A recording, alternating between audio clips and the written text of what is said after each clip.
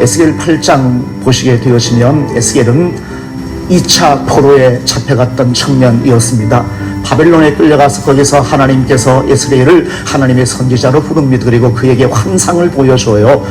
이스라엘 백성들이 얼마나 타락했는지, 내가 왜 너희들을 심판하지 않으면 안 되었는지를 하나님께서 에스겔을 통해서 환상 중에서 그를 데리고 하나님의 성전, 그때는 에스겔 8장 상황에서는 하나님의 성전이 아직 파괴되지 않는 그런 상황이었는데, 하나님의 성전으로 그 에스겔을 환상 속에서 그를 데리고 가서 이 성전에서 되어지고 있는 잘못된 일들을 하나님께서 보여주는 장면이 에스겔 8장 말씀에 기록이 되어지고 있어요. 제가 한번 읽어드릴게요. 10절 보시면, 내가 들어가 보니 각양곤충 가증한 짐승과 이스라엘 족속의 모든 우상을 그 사당 벽에 그렸고 라고 말합니다. 하나님의 성전 안에 우상의 그림들을 그려놓았던 것이 그 당시 사람들이었습니다.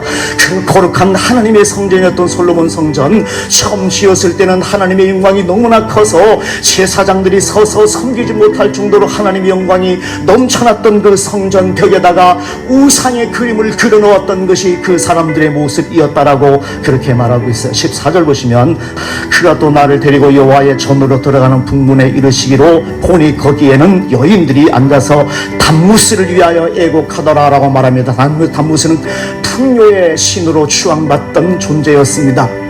서여인들이 하나님의 성전 안에서 그 당시 이방신을 위해서 애곡하는 모습을 하나님께서 에스겔을 하나님의 성전으로 데리고 와서 그 장면을 보여주었다라고 그렇게 말씀하고 있어요. 16절 보시면 또 이렇게 말합니다. 여호와의 성전문 곧 현관과 제단 사이에 약 25명이 여호와의 성전을 등지고 낫을 동쪽으로 향하여 동쪽 태양에게 예배하더라라고 말합니다. 하나님의 성전에서 태양신을 섬기는 일을 행하고 있었던 것이 이 사람들의 모습이었습니다.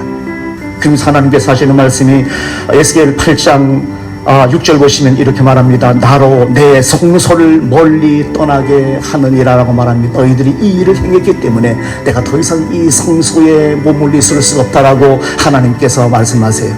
에스겔 10장 말씀 들어와서는 드디어 하나님의 영광이 예루살렘 성전을 떠나버리고 맙니다.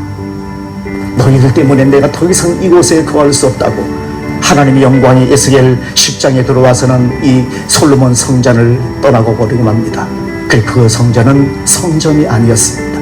그리고 586년에 이 솔로몬 성전은 회파되고 깡그리 부셔지게 되어지는 그런 상황이 임하게 되어졌습니다.